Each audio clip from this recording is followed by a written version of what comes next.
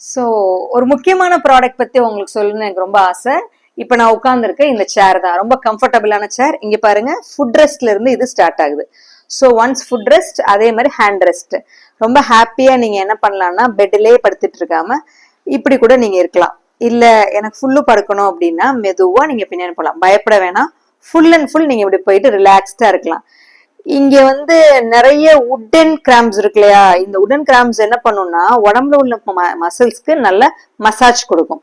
So இப்படியே நீங்க TV பார்க்கலாம், இல்ல ரிலாக்ஸ்டா இருக்கலாம், தூங்கலாம், எல்லா ஹாப்பியஸ்ட் மூமெண்ட்டும் நீங்க கொண்டு வரலாம். இப்போ உங்களுக்கு சாஞ்ச் படுக்கணும்னு ஃபீல் பண்ணீங்க அப்படின்னா லைட்டா இப்படி சாஞ்ச் படுக்கும் போது இந்த சைடு ஒரு மசாஜ் உங்களுக்கு கிடைக்கும். அட் த சேம் டைம் நீங்க இந்த சைடும் நீங்க டேர்ன் பண்ணிக்கலாம்.